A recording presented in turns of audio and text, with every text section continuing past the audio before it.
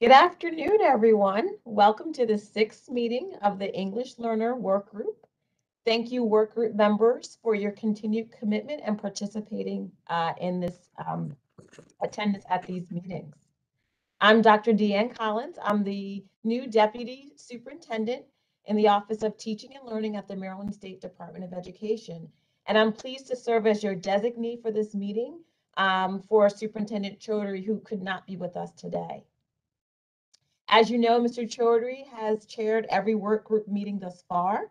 However, today he's involved in school visits, and so he won't be able to join us today. He's very disappointed, but if he does have a chance to pop in, he will do so today. We are also today going to spend some time hearing information from two spotlights. So we'll be going through the agenda shortly. I also want to remind the group that we are live streaming today's meeting for public access and that it will also be recorded. So again, thank you all for joining us today, and we look forward to our continued discussion. Next slide, please.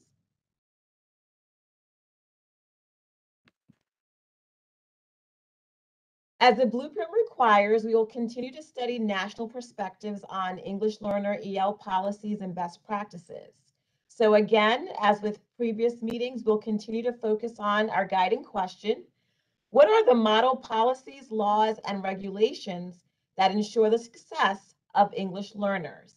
And so today we will hear spotlights of some more national best practices and research. From Texas, we have Dr. Julie Lara, Director of English Learner Support from the Texas Education Agency.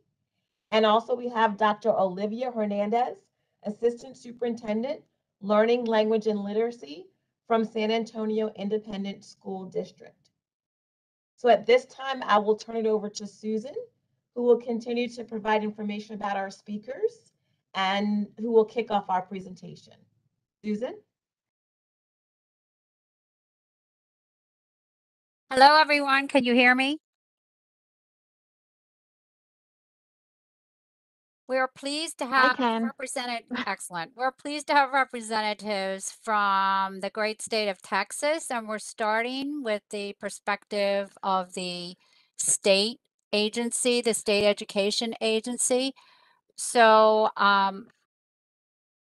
Laurel, do you have the PowerPoint or No, Dr. Lara? Julie's going to share herself, but she just messaged me privately that she's having some technical issues. I apologize. And that she couldn't hear anyone.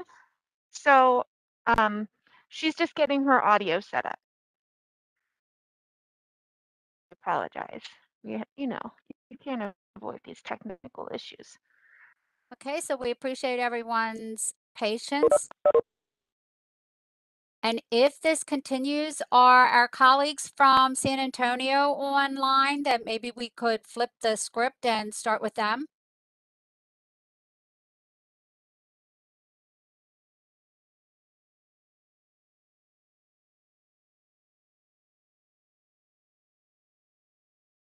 I apologize again. I don't know that Dr. Hernandez has joined the meeting yet, Susan. Okay. Because she was expecting to present second.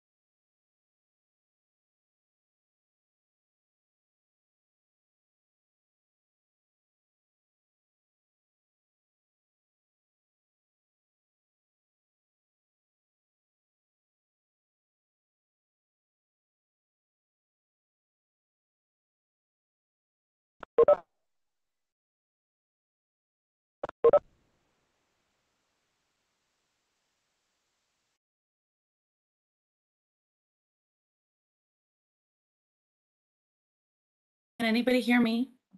Julie, we can I hear can't you. hear you all. Oh, I can hear you.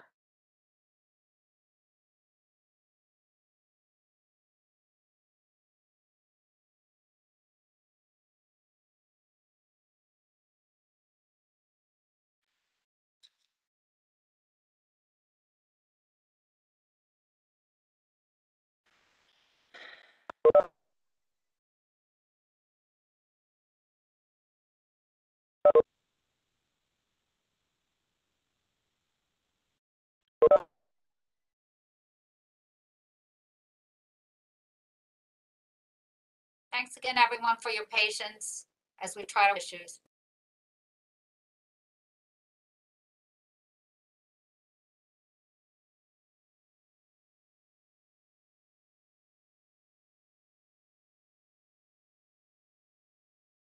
I'm you. I'm gonna try and call in on my phone. I'm so sorry.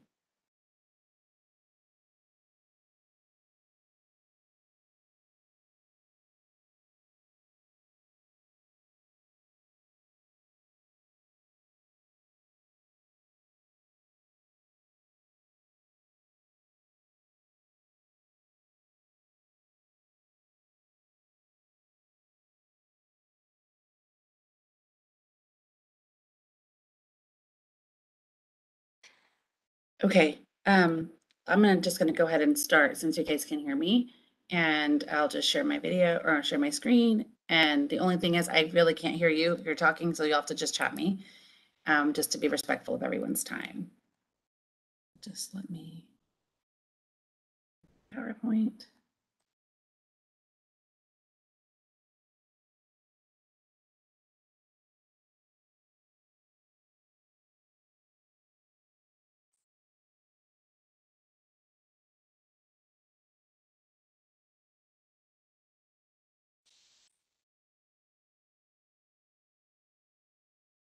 Okay.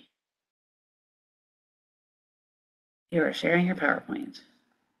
Participants can now see. Okay, great.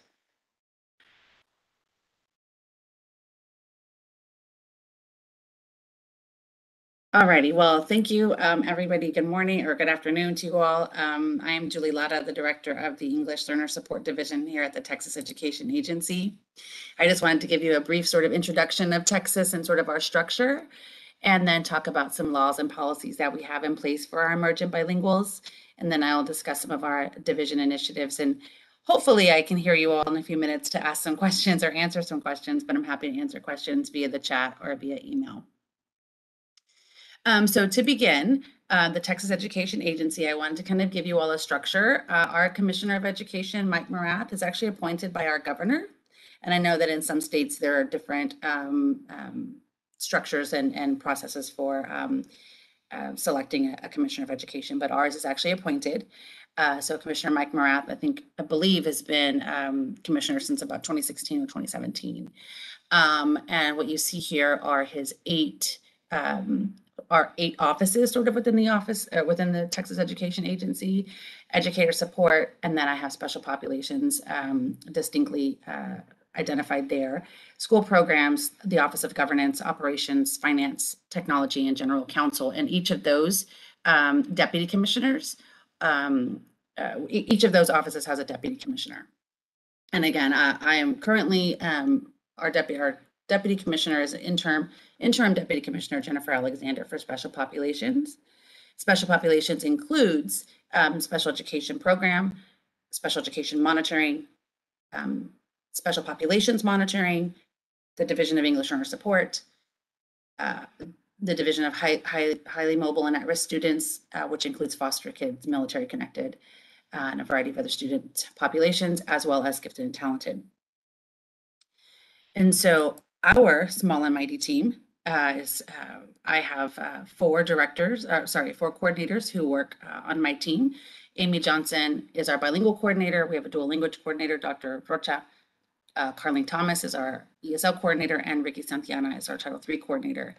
And as you'll see in a minute, we serve quite a bit of English learners. And so with just 5 of us, we actually like to have some interns help support us. And so we actually have two lead public policy fellows who are supporting us this academic year as well, David and Johnny. So they've been super helpful in terms of grant management and helping us with some data crunches. So go ahead and start. So Texas has over 5.5 million students in our total enrollment.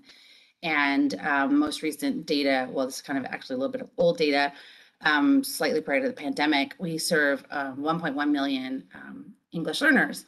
And from what I understand, Texas serves the greatest percentage of emergent bilinguals or English learners in the entire United States.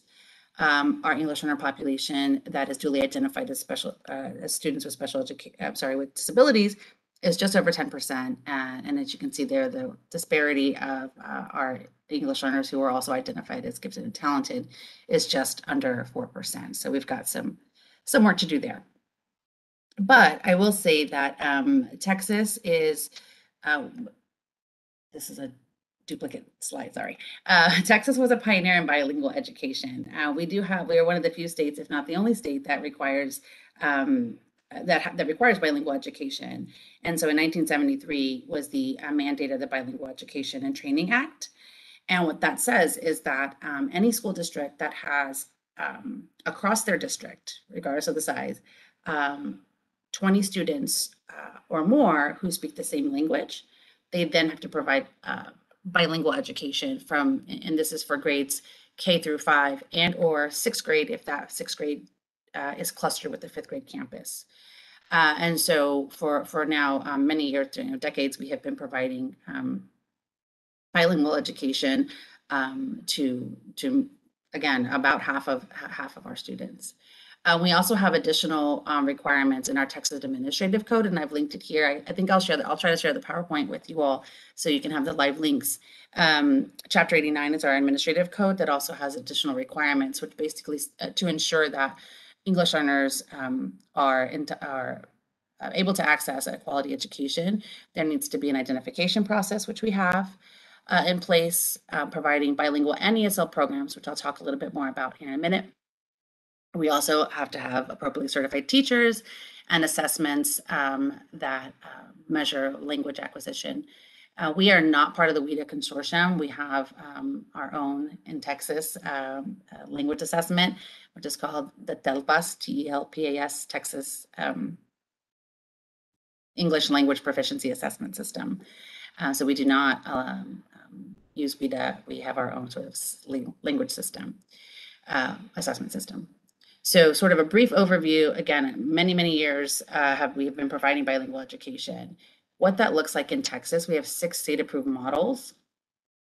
We have English as a second language, and we have bilingual programs. So our English as a second language, as you can see there, the majority of our students still at this point do receive ESL services.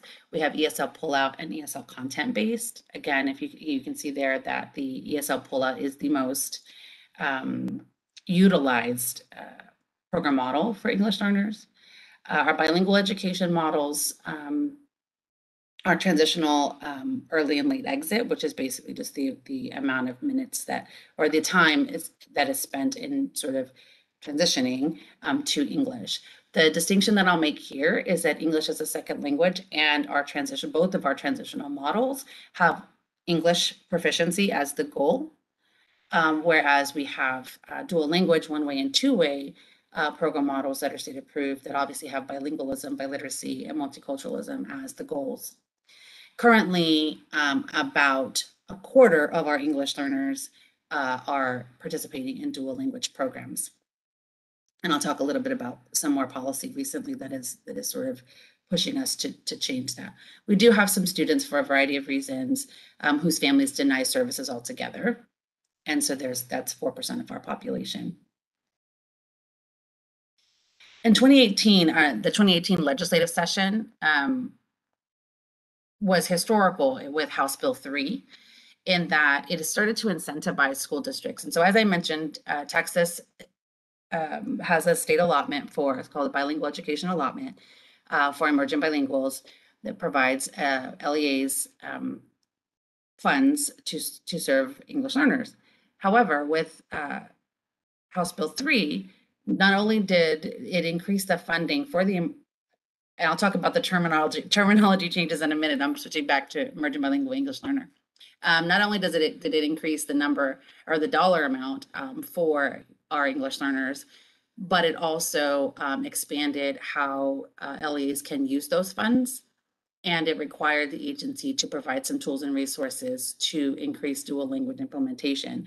What we know about dual language is that it is the most additive and the most effective program model for emerging bilinguals. And so this was a super big win for the bilingual community. And so just a little bit of context prior to, and so for the, since 73 probably, to recently, an English learner would generate $514, as you can see there. After the implementation of House Bill 3, the emergent bilingual or English learner, it's noted here as LEP, I'll talk a little bit about that again, the terminology in a minute, now receives, as you see, more than $100 per child. A student who's in a dual language program, the emergent bilingual in a dual language program, as you can see, has a significant bump. And we further incentivize school districts that the non-emergent bilingual or the English proficient student in that two-way program will also generate some funds.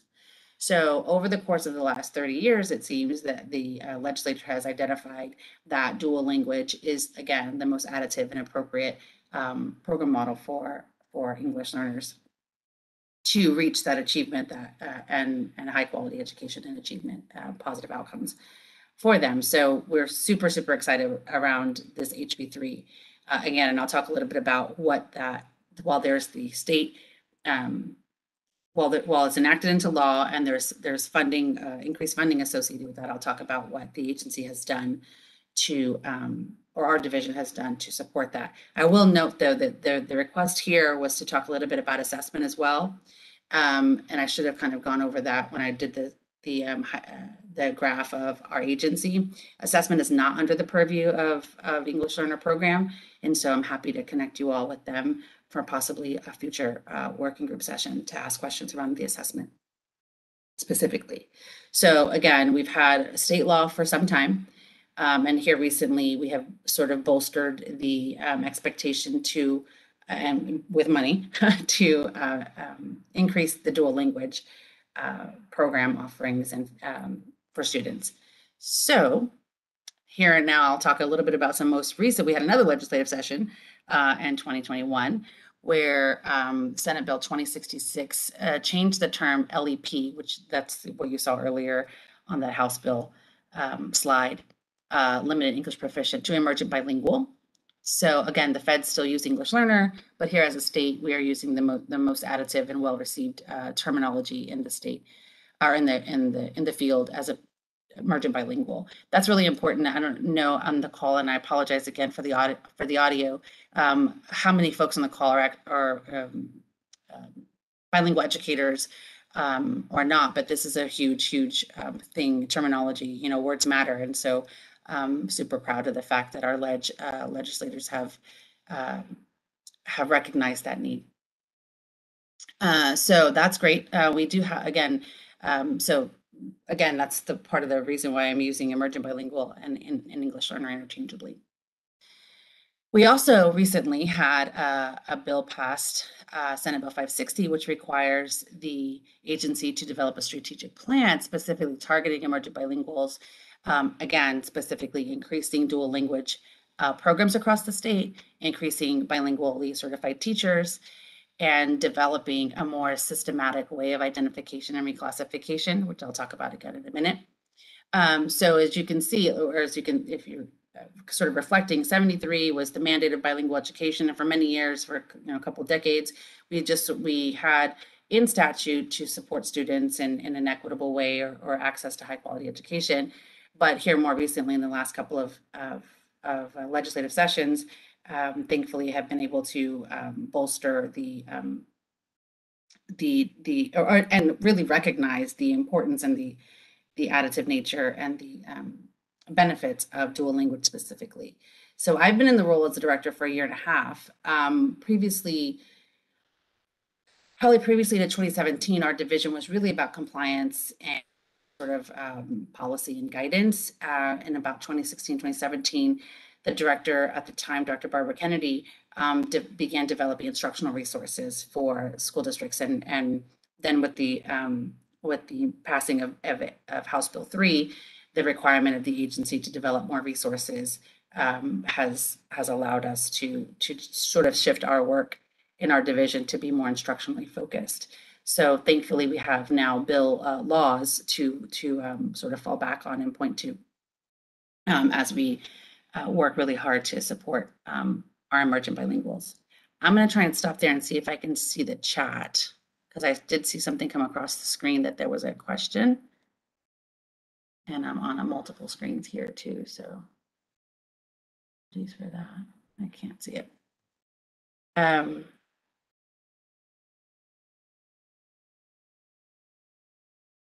see, let me see if I can get. Can you see the question? I can read it to you. Does the state set any guardrails around what counts as two-way dual language program? And I guess you can't hear. Can you all see my screen still? And somebody drop it in the chat so I can see. Yes, thank you. Okay, so I'll try and figure out this dual screen and this other stuff here in just a bit. So thankfully, again, we have these are the policies that the state has mandated for us, and we are. I will say very candidly, very thankful that there is a support for emergent bilingual students and their families. So some of the initiatives that we are engaging in or to address and to make education more equitable for emergent bilinguals is again this push to dual language and resources for LEAs. And so here in the state for 30 years, really 40 years, we've had school districts all over implementing dual language programs, the K through 5 or 6, not a whole lot of state guidance. And LEAs had the autonomy, as in most places, to offer dual language and or transitional. And again, transitional has the goal of English proficiency, while dual language has the goal of bilingualism and biliteracy. And again, knowing that native language, strong native language is leveraging the student's native language is the best way to ensure high academic achievement for English learners. We, again, out of HB3, were able to develop the Texas Effective Dual Language Immersion Framework, which has these 6 levers that are identified here. We give school districts and essential actions for every level of educator, the district, the campus level, and the classroom teacher. There are identified key practices, and there's some success criteria. So really, this is pretty historical for Texas. The first time we've really said, okay, here's the program model that we know is good for kids, that we know is the right thing to do for emergent bilinguals, and here's literally sort of a framework on how to implement this. And in a bit, I saw on your agenda that you'll be having Dr. Olivia Hernandez from San Antonio ISD. She was integral in our work group in developing this framework. So she can speak to this. Hopefully she'll speak to this in a bit as well.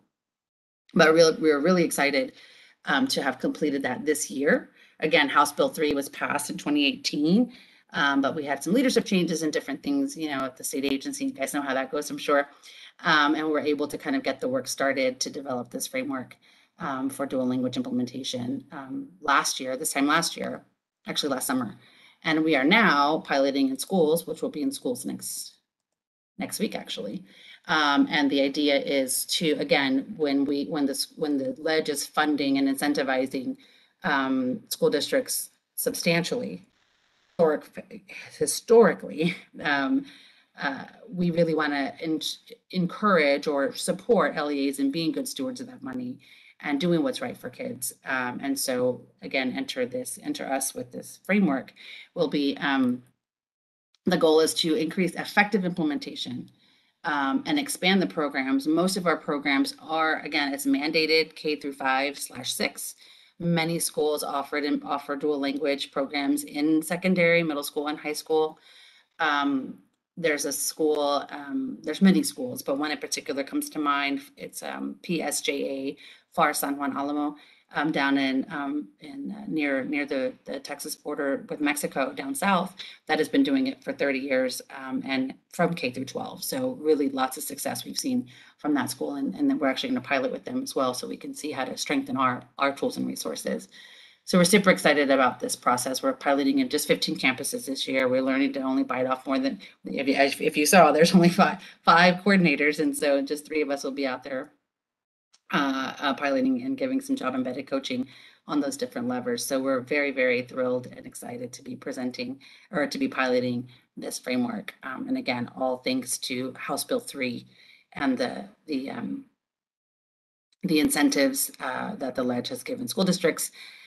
So we were able to partner, or able to pull together funds and then bring research and practice together. So be looking to Texas for some more updates on the dual language framework. Another thing that we have happening in our division is Family Empowerment Initiative. The agency was awarded some federal dollars per COVID, and again, historically, some of that money was earmarked for our division to specifically target the families of English learners, emergent bilinguals. And so we're developing a toolkit. In fact, I think I have 10 modules in my inbox to review over the next week, modules related to survey, asset mapping, outreach strategies that are linguistically inappropriate, engagement strategies, again, that are culturally and linguistically appropriate, execution plans for LEAs, and methods of evaluation. We know that school districts engage families. That's a federal requirement. But obviously what's happening is what we are doing is not working, because this community, this specific community of families continues to be marginalized, especially here in Texas. I don't know about in Maryland, but definitely here in Texas. We have about 1,200 school districts in Texas, and they're broken up in regions, 20 different regions are education service centers.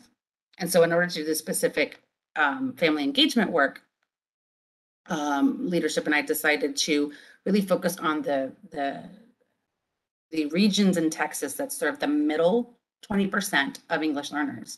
We figured the areas that have the most English learners probably have a good feel and a good idea of how to, and normed practices on how to engage and empower the families of their emergent bilinguals.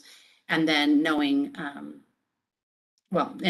so we decided to do the middle 20%. So these are our regions in Texas, and I apologize, as I was getting this together, I didn't put the cities, but San Antonio is one of the cities, or one of the regions in Texas that we'll be piloting in. And again, we've got a toolkit that we are developing with specialists in those areas, in those specific regions, who know the community. And the idea is that the toolkit will be customizable. Texas, like every other, most other large states, is incredibly diverse, not only in the languages that are spoken in our state, but just in, we've got so many rural schools. I think half of our schools, half of our LEAs are in rural districts. And so we really wanted this toolkit of family empowerment, family engagement, to be such that it is customizable, and the LEAs can use it and to really target the needs of their region. And so again, I've learned we do small pilots. We'll be piloting in January this toolkit and refining it as well over the next couple of months, and then it'll be ready for the world to see in the summer, next summer, in preparation for next fall. That our division has been doing is, this has got transitions, little bullets. We've shifted the term, again, as I mentioned earlier, words matter, terms matter. And so for a variety of reasons, the term sheltered instruction has a negative connotation. I don't know if it's a nationwide thing, but it's definitely a hot button term in many areas of Texas for a variety of reasons, and the historical experiences of English learners prior to the 70s. So we're using the definition or the terminology content-based language instruction. And so similar to our dual language framework, we are developing a content-based language instruction framework. And so again, our division is shifting from compliance to lots of support, instructional support. It's one thing for a state agency to enforce the laws that our legislators mandate. It's a whole nother thing for us to say, here's how you do it, right? So here's what you do, and now we're giving you some tools to be able to do it in a uniform way as much as possible. Again, Texas having over 1,200 school districts, super big challenge, but we do have our regional partners that help support us in that.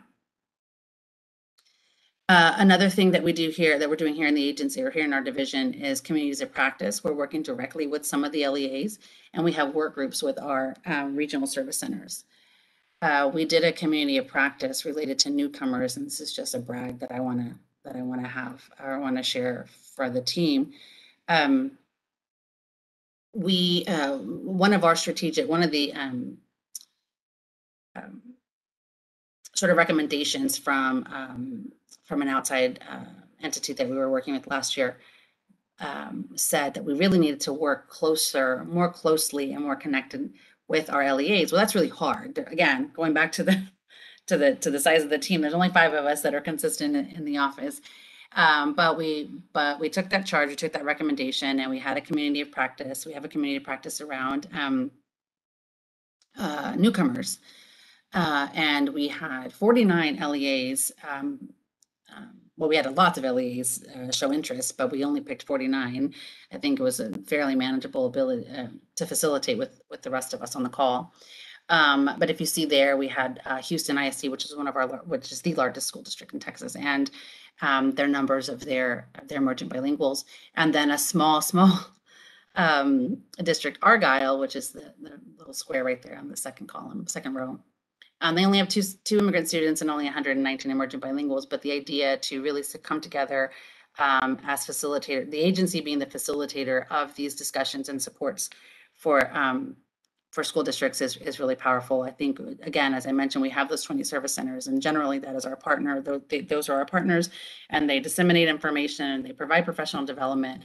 But it is really that we've gotten tremendously positive feedback from the LEAs, that hearing from TEA and having us facilitate conversations at the state level with them has been really powerful. So again, in an effort to not only enforce the laws that are mandated by our legislators, but also provide as much instructional guidance as we can and supports to LEAs. It's been a real shift in the agency's sort of practice, specifically in our division's practice over the last 4 years. And as I mentioned a second ago, another community of practice is biliteracy instruction and transitional programs. Again, going back to the idea that the state is requiring and has highly incentivized school districts to develop or implement dual language programs. And now we have a strategic plan that's mandating us to increase those numbers of dual language programs. The transitional programs, if you're implementing a transitional program, you have everything you need to implement a dual language program. You just have to take that leap. And so we are working with in communities of practice, using biliteracy as sort of the nugget and the key to say, okay, let's start developing biliteracy units and bringing you all together to do that, so that we can then use that as a bridge to. So we're pretty strategic in that. Use these folks as bridges to shift from transitional to dual language in the future. So those are just 2 quick little communities of practices that our division is helping to support. And I keep mentioning our ESCs, our education service centers, those 20 regions. We work closely with them now, rather than being the sort of agency that just division of the agency that just sort of gives information, sit and get kind of interactions. We are pulling in those stakeholders and those individuals to help us develop additional resources. Again, biliteracy is something here, it's a theme here, and then content-based language instruction. I can see someone is talking, but I can't hear you. I'm so sorry. that this is happening, this audio. So I think I'm going to continue to go on because I can't really see anybody.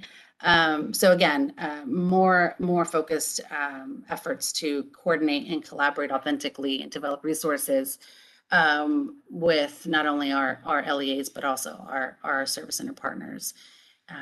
We have been doing, again, as a result of the expectation to increase dual language from our legislators. And so the next slide. We have a couple of resources that I left here. We actually, as an agency, have developed ESL certification training preparation. It's free. It's free to you guys too, except it's aligned to our tests. So we offer that to help increase the number of ESL certified teachers. We also have bilingually certified supports. We have 2 bilingual assessments that a teacher will have to take. The more is the language proficiency test, and then the sort of pedagogical test. And we have resources for our teachers as well. That is actually just being released next week. For your reference and to understand a little bit more of Texas, here are some fact sheets that we have. This kind of goes into our program of sort of basically who are emergent bilinguals or English learners in Texas, sort of the breakdown in the languages and that kind of thing. And then fact sheet number 2 talks about our program models, which I kind of gave a voiceover a bit ago. And then we talk a little bit about certification in fact sheet number 3. And then fact sheet number 4 does a breakdown of our federal and state funding. So that might be of specific interest to you all on the call. So it's here in the slide deck. And then we also have our division maintains an EL web portal where we have a pathway for families and a pathway for educators with as many resources and supports as we can provide. And again, frameworks, and we have nuggets or snippets of best practices and professionals, like short professional development opportunities for teachers. Okay, let me see. And I think I just have a few minutes left for questions, but I really am still having a hard time being able to see the chat. I'm going to stop sharing. Maybe it's because I'm sharing. I'm going to stop sharing my screen. Can you hear here we us at go. all, Julie? Let me see if I can look in the chat and see the questions. Oh yeah, you guys, there's a lot of questions. Awesome.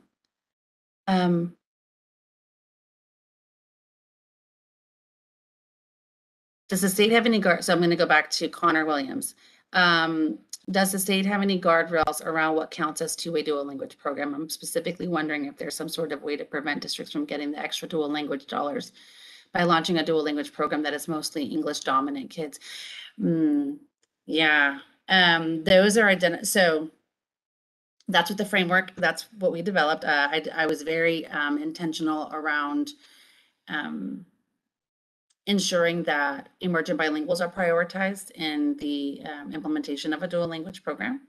And so we do have one way, which is, all emergent bilinguals, but we do have some school districts who the community has required or requested or demanded in some cases a dual language program, but they don't have enough students. And so we work with the school district really closely to sort of message to families of non-emergent bilinguals that the program is designed for emergent bilinguals and to benefit emergent bilinguals. And so part of the, we are growing in that, just to be really candid, we're growing in that area in terms of monitoring the implementation of dual language programs. Right now, there's not a way for us to monitor that unless a school, and schools have, like a couple of districts actually have said, hey, we only have 4 emergent bilinguals and we have 2 classes of dual language classrooms where there's, 18 English speakers, and we've had to split, 2 and 2 emergent bilinguals. And again, you can imagine the affective, all the things that could happen and the ways that can impact our kids. So we worked really closely with those districts which we wouldn't want them to undo or not do dual language, but really for the benefit of the emergent bilingual, it wasn't the most appropriate setting for those students. And so right now we don't have a hard and fast way of monitoring that, but we are working with our special populations monitoring division to start to monitor that. But we needed the framework to be developed first with those guardrails and that sort of expectation from the agency that it not be a bunch of non-emergent bilinguals. Many districts in Texas have Spanish immersion for English-speaking populations. I hope I answered that. I'm happy to answer in an email if I need to. Let's see. Another question. If this is your one of the pilot, are you working with previously existing programs? So yes. So our pilot, we had 3 different types of LEAs that we wanted to pilot in. LEAs that were established dual language, and LEAs that were transitioning, I hate to say this, shifting from transitional to dual language, and then LEAs that were brand new to dual language. And believe it or not, we have LEAs that started dual language programs in a virtual setting last year. So well, that's San Benito ISD, San Benito Consolidated ISD down in the Valley. And so we have a couple of different, we have again, I believe very strongly that teachers are the, teachers and administrators, the ones in the field are the ones that can help us. They're the ones that tell us what we need. We have to think about the end user. So we are using this framework and we're taking it to the field to pressure test, and we will adjust as needed from, or as directed from the end users. I hope I answered your question there. Is there legislative recognition? No, no, there's not legislative recognition in terms of the pilot right now. Let's see. Are you working with any universities to help you create an update? So I think that might have come through during the family empowerment dialogue, but I'll address it for both the dual language and the family empowerment. So the dual language framework was developed in close partnership with Dr. Leo Gomez as a researcher, as well as a group of, as I mentioned earlier, Dr. Hernandez was on the committee, a group of 20 educators, classroom teachers, instructional coaches, campus principals, district administrators, and superintendents, assistant superintendents from across the state that were committed and knowledgeable on dual language. So we did have partners in developing the framework.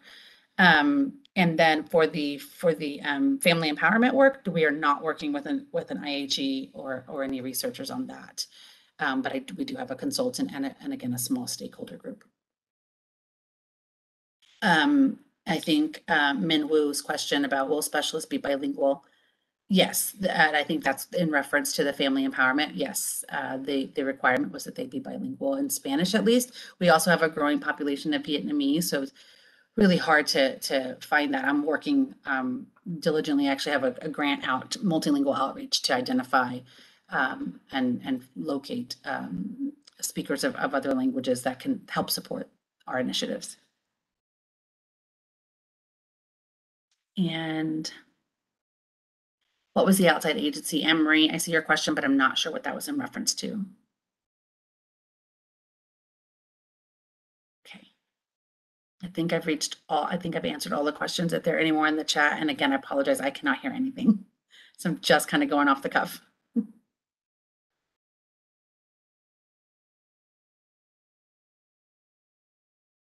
Awesome. Laurel, I'm happy to send you the slide deck, and it's got a couple of links in there. So I'll email that to Laurel. Thanks, guys.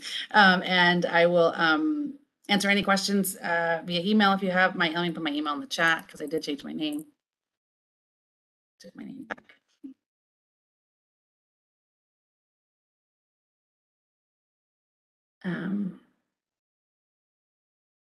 Yeah, HB3 it was huge. It was, and again, there was a stagnant for a couple decades from the inception and the mandate of the Bilingual Bilingual Education and Training Act to HB3 was probably the first time that our legislators really prioritize English learners. Again, there is, and please know that I know there's that sort of unintended consequence or I forget the term, but that folks will implement programs for the and prioritize or for the benefit of non-emergent bilinguals, but I make a very strong stance every time I can that we're here to prioritize emergent bilinguals. And the other part, the other kids, great. That's a nice benefit, but that's not who we're here. That's not who we're funding, and that's not who we're here to support. Okay, Connor, great. I look forward to that. So I think because of the audio, I would love to stay on and hear Dr. Hernandez. I just saw her yesterday. I don't know if she's on the call or not. But I'm going to go ahead and sign off. And you guys have my email. And then Laurel, I will send you the deck.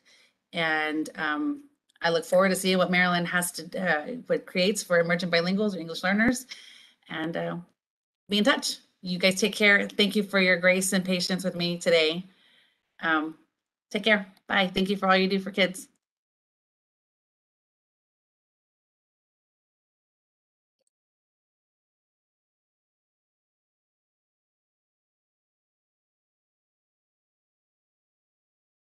Well, we thank you very much. I'm sorry she couldn't hear us, and we're all chiming in to tell her thank you. Now we are ready to hear from our colleagues in San Antonio, and we're trying to see if Dr. Hernandez is on the call. I'm not sure she is yet. Give me a minute and I will do some recon. Okay, I'm going to turn my camera and my microphone off for just a moment.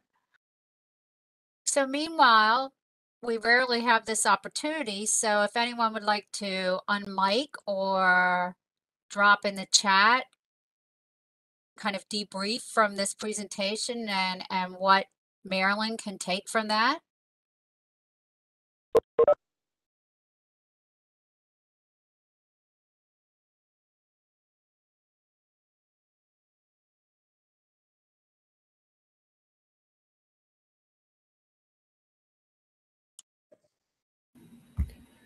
Susan, I will just comment that I find the term emergent bilinguals interesting.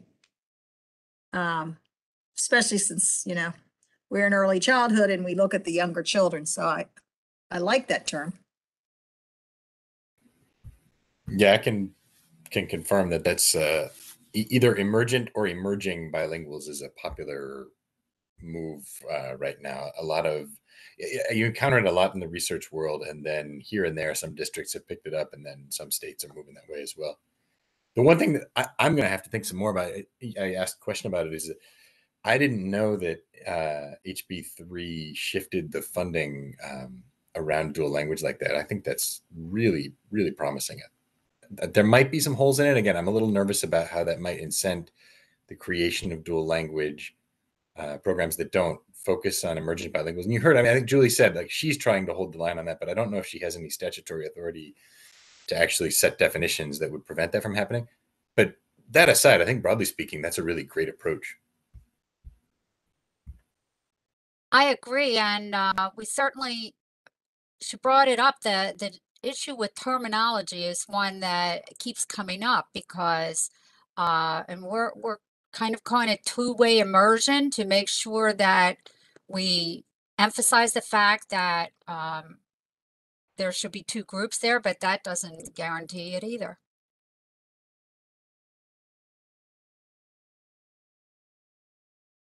Yeah, this is Amir. I think the language really puts a strength-based perspective on what you're doing in the classroom. Is not just about the non-native speakers learning English. It can go the other way and can kind of just be a foundational model for maybe even all education in the future for Maryland students, that we're all hopefully emerging bilingual or something like that. I think it sets a good tone.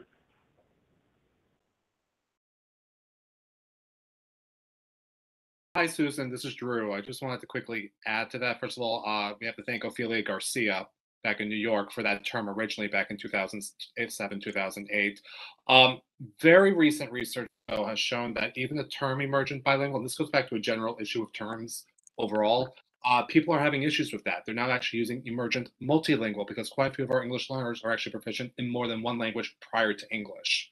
So just to keep that in the back of our minds, switching from one term to another, one term can be very hot in one moment, and then a year or two later, it switches. So even the term emergent bilingual in some areas of our field is being viewed as very 10 years ago, very 5 years ago, even though in our state and in many other states, that term hasn't even taken off yet. It's now emergent multilingual. So just keep that in the back of our minds as we're going back and forth. So if we wait long enough, we could be cutting edge then, you're saying. We've waited so long, now we can be cutting edge. That's a possibility.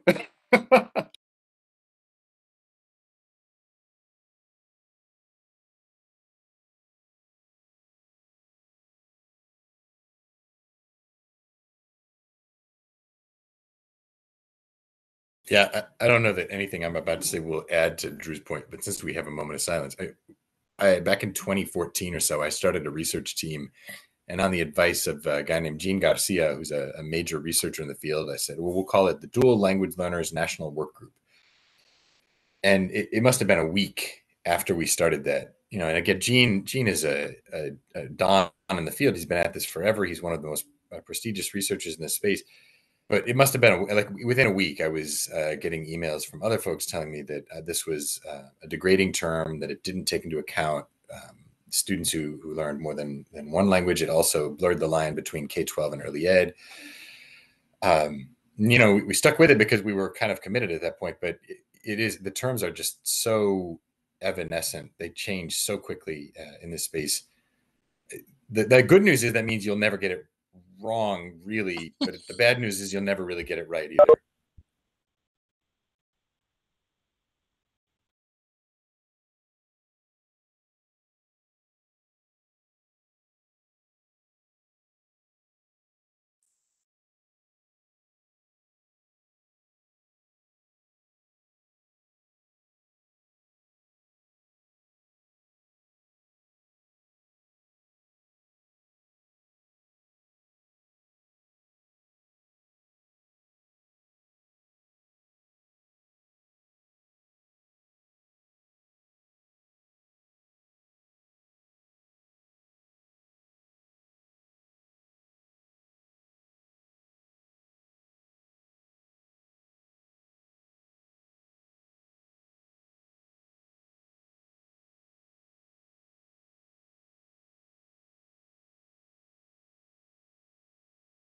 Again, apologize for this pause. I'm going to step away for a second to see the status of our next speaker.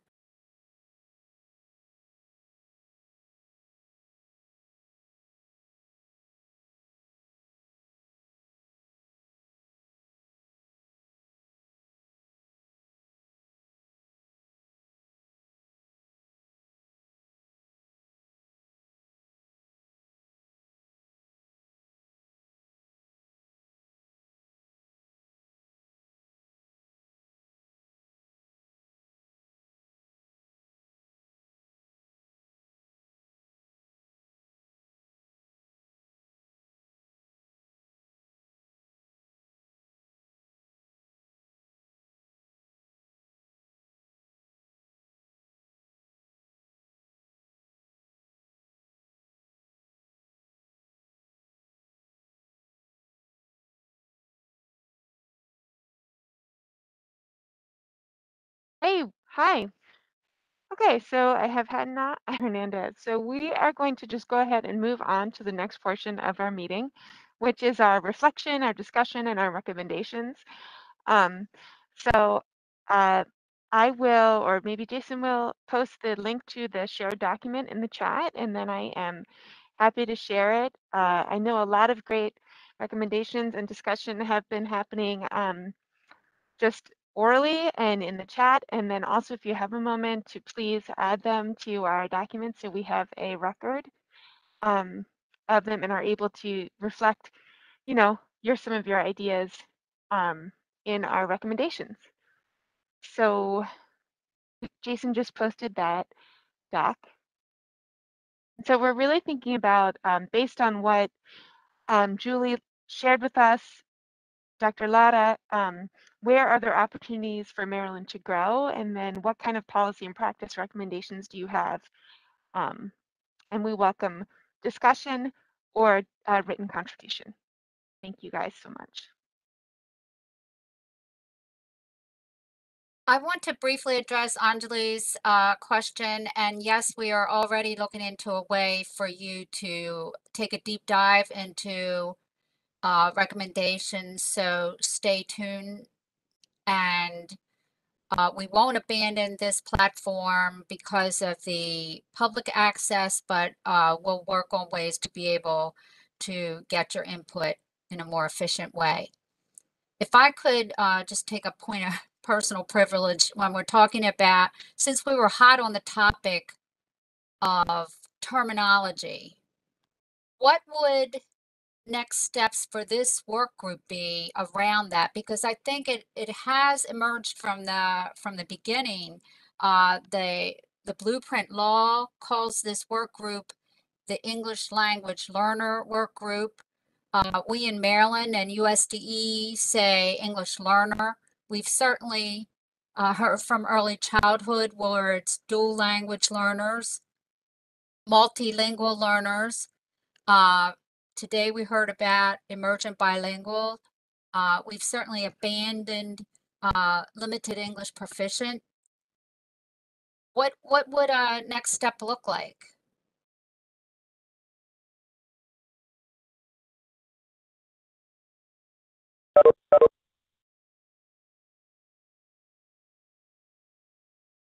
I'm not really quite sure about next steps, but I went to the WIDA website, which is the large consortium that we belong with in all the other states, and they have moved to calling our students multilingual learners. Thanks, Paula. I also want to add that a lot of the new publications that I've been reading are referring to multilingual learners in a bilingual learning setting.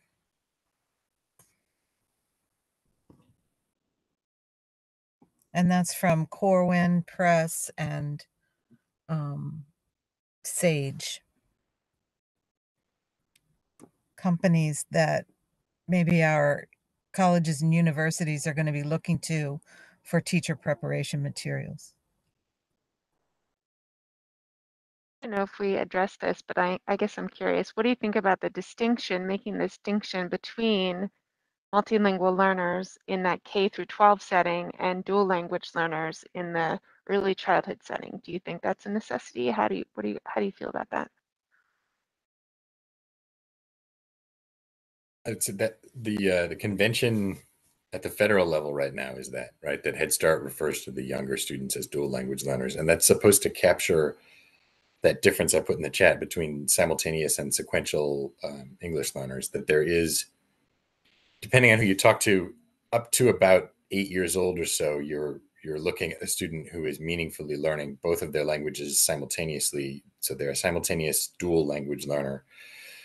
And then English learners are the kids who are coming in a little later, or once they're past third grade, you're assuming some basic levels of proficiency in their native language. So you're defining them solely in terms of the English that they're learning. At least that's how the federal laws treat it. I don't know if you need to use both of those terms or either of those terms, but I do think that the research on language acquisition suggests there's a meaningful distinction between those two projects. And so having a term that denotes younger language learner versus older one is probably the right move. I just looked at the WIDA early years site, and they are also referring to our students as multilingual.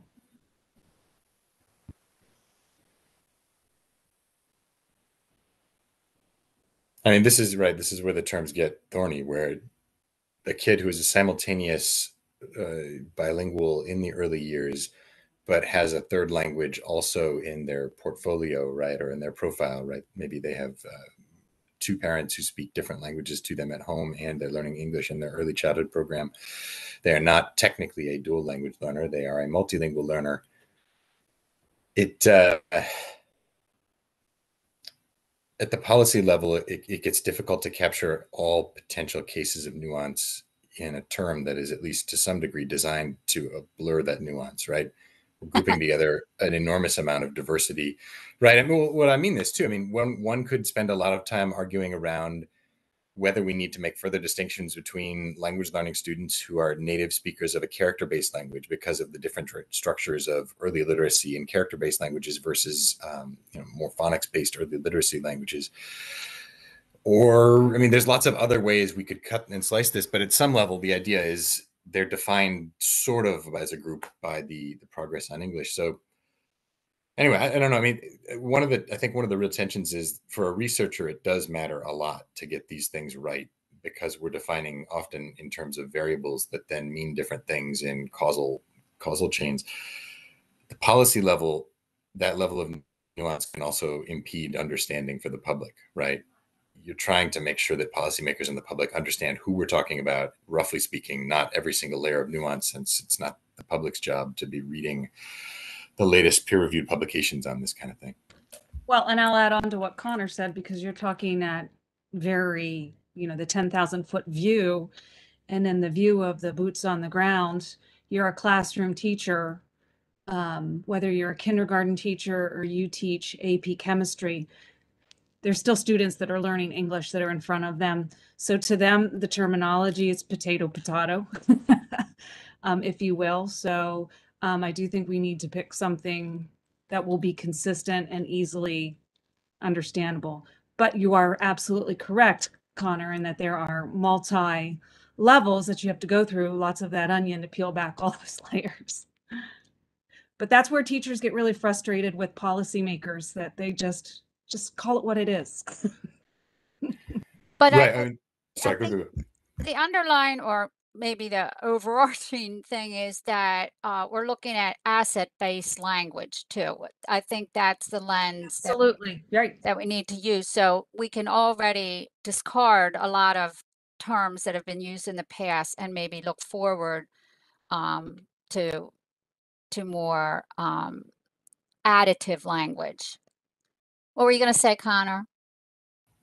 I was going to try to just own that those of us who spend a lot of our energy and time arguing about this, the theory of action, such as it goes, is that by getting a sufficiently destigmatized term to refer to these students, that destigmatization will then carry through into the policies, the more deeper structural policies that get made about who gets what access to what languages and what funding, and et cetera. I think that's a real thing to care about. I do. I spend way too much of my time arguing about terms with people, but I don't actually know that we have that much evidence that in places that we have shifted from English learner to MLL to fill in the blank, emergent bilingual, that we've seen that suddenly things have really shifted mindsets of teachers or overall resource allocation at the state level, which is just to say that, look, as a researcher, this is something I think about a lot, but as somebody who's counseling policymakers, I would say that it's probably something that the best choice is always going to be an imperfect choice. It'll be found to be stigmatizing eventually, but the best choice is one that you make and are consistent about, and then just stick to it. And as you say, the teachers, the last thing they want to do is have 3 sessions on why the term changed again. Amen.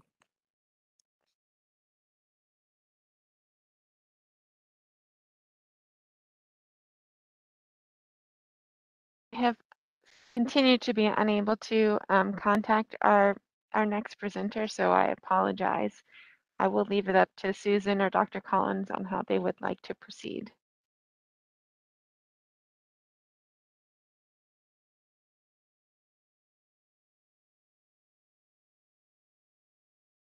The only thing I would say is we often feel rushed at the end. So here's your opportunity, work group members, if there are things you wanted to say in previous meetings, if there's anything you'd like to share based on today's presentation, we could certainly give it a few more minutes and then give you some extra time on this beautiful afternoon.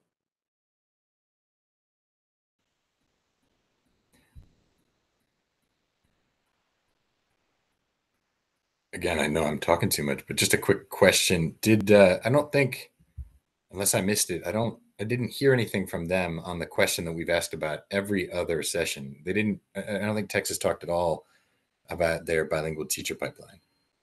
We didn't hear much or anything about training beyond a few sort of things around the edges.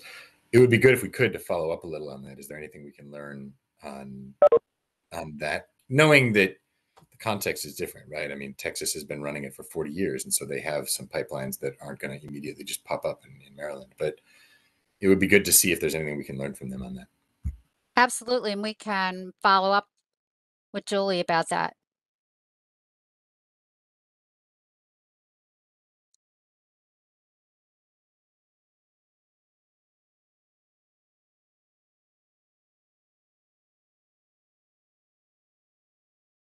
I would just echo what Susan mentioned, that if you have any ideas that you want to make sure are captured, to make sure they're noted on the shared document that has been shared. I guess the theme that keeps running around in my mind, the themes are that which gets measured gets valued, and that which gets funding gets valued. So as I look at all of this work, I keep coming back to, if it's measured and it's reported, there will be lots of value. And at the supervisor level, it's been absolutely wonderful seeing the shift in focus from ESSA, from No Child Left Behind to ESSA, whereas before we would give the ELP assessment, access for ELLs, or oh my gosh, I've totally forgotten what we gave, lost links. And what is very interesting is that before, since it wasn't measured and we didn't really get any money for it, the scores would come back and it would just kind of be like, that's good to know. Does it affect AYP? Okay, no. So then life just continued on. And I'm not just saying, I know this happens in a lot of different systems, but now that we have ESSA and it's reported out on Maryland report card, and we're looking at 10 students and we're really trying to understand the growth targets, and we know exactly how it's going to be measured with the students, I think the conversations have really shifted and the focus has really shifted to make sure that we're doing right by our English learners all the time. And then the second part is about the funding, and I wrote this on the document too, is that I know part of Blueprint's direction will be, when they start to allocate funds for certain things, it's going to be more and more restricted. So I think right now, and I can be totally wrong on this, but my partial understanding of funding at that big level is that right now we get money from the state based on the number of English learners that we have, and we get that as a district, and it's pretty much, it can be used any way the district feels. It goes into one big pot of money. And then the number of students are also then used to allocate the money for Title III, which is highly restricted, that can only be on English learners, heavily monitored and audited on how the money is used, specifically for ELs. So I know I've just said a whole lot, but I have to just go back to, it's that which gets measured is valued, and that's what's budgeted specifically for that, well, then will get valued. Thank you, Paula. It's always great to hear from a practitioner and one who has seen some of these shifts along the way. We have some more shifting to do, but thanks. We certainly, as we have been debriefing from these meetings, see that, and remember, this work group doesn't end in 2021. We have a report to do next year as well. We see a need to dedicate at least one meeting to Maryland's funding structure and where we see opportunities for growth there also.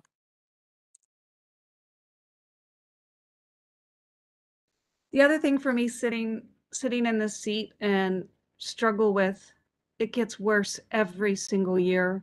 It is so hard to fill positions. You know, we at the supervisor level, all of us, just to find a Spanish teacher is just absolutely, this is just a classroom Spanish teacher who is just teaching Spanish, not teaching immersion or content. And the number of teachers that we've had to hire in the last few years who aren't certified and need emergency certification continues to increase. So when we start looking at then bilingual programs, and we heard from PG and Montgomery, and even I think it was Washington State and California, which has way more native speakers and immigrants than we do in Maryland. I hear them talking about the shortage and how difficult it is to have staffing.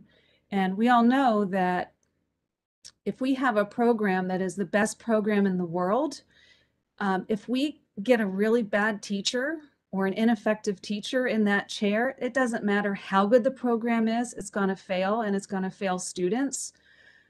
So I'm just really concerned about, the professional development of teachers, and people are walking away from this teaching profession because so much more and more is being asked of them.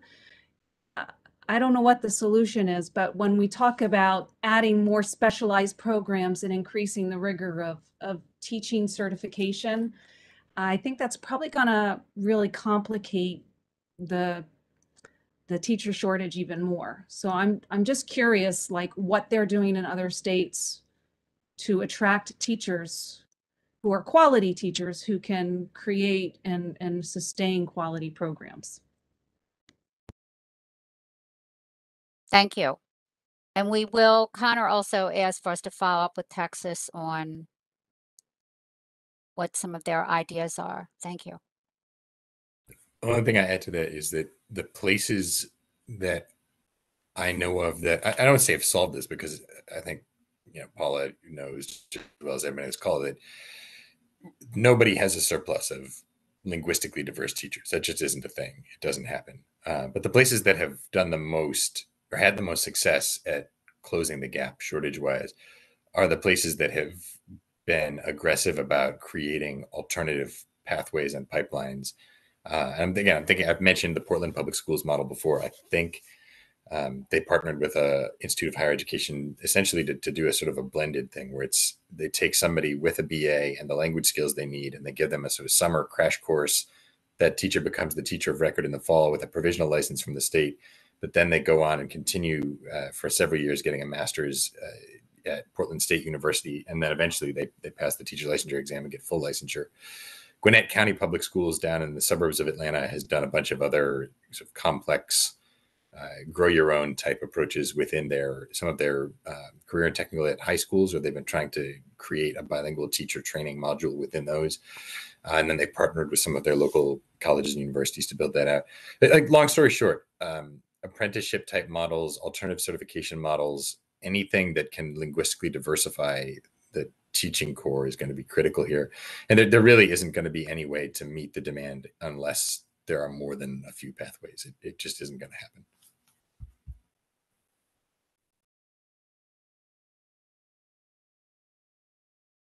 I think Jason's going to just show our shared workgroup document for everyone to see, just to make sure you've had a chance to add your thoughts there. But if you need the link again, let us know.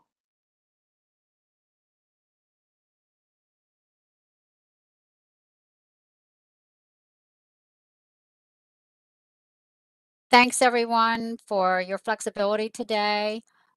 And we will be in touch shortly regarding the next meeting and input from you. We appreciate your commitment to these meetings, and we will leave this up. Feel free to reach out to us if you have any questions or further comments. We're recording the chat box, and we'll send the link to this document to you again to make sure you have a chance to provide input.